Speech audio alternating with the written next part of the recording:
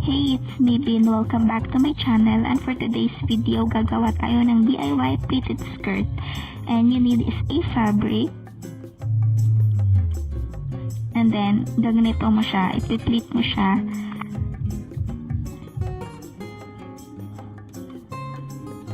Yung size or yung length and width ng skirt is nakadepende sa inyo kung gaano kahaba or gaano kadaming pleated yung gagawin nyo. I use fork para i-pleat yung skirt, pero sobrang parang hirap niyang gawin. Ganyan siya. And nahirapan akong gawin na ganyan. So, ang ginawa ko is mano-mano ko na lang siyang pilit at pinansya ko siya para pulido yung pagkakatupi. Pulido yung pagkakagawa sa kanya. Ayan, pinansya ko na lang. Gawa.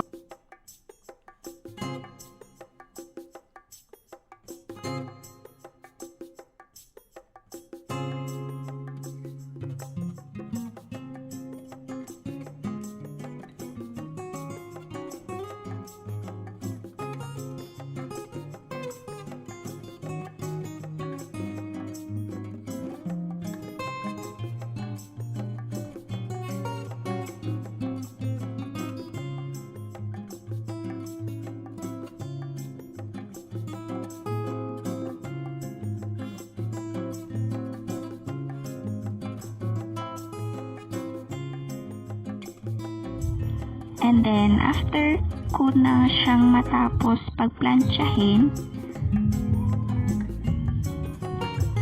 ang ginawa ko ay nilagyan ko siya ng mga pin.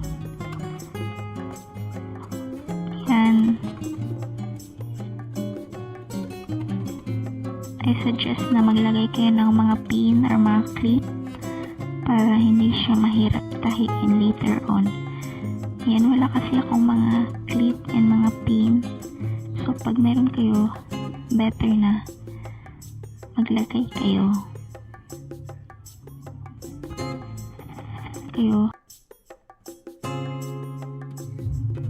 After mo siya lagyan ng pin yan, tatahiin mo siya yan. Ganto. Ganto yung pagkatahi niya.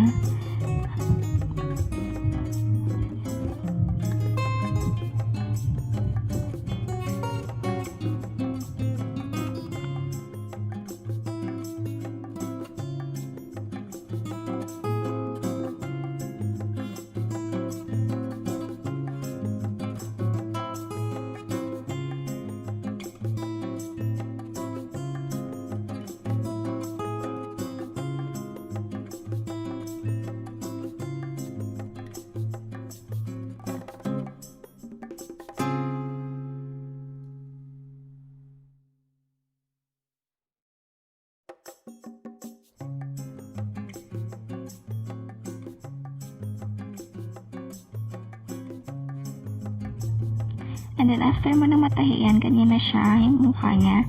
And then, lalagay mo yung zipper. And then, tatahiin mo yung bandang sa waistband. Tutupiin mo lang para, yan, ready na siya. At tapos na yung ating pleated skirt.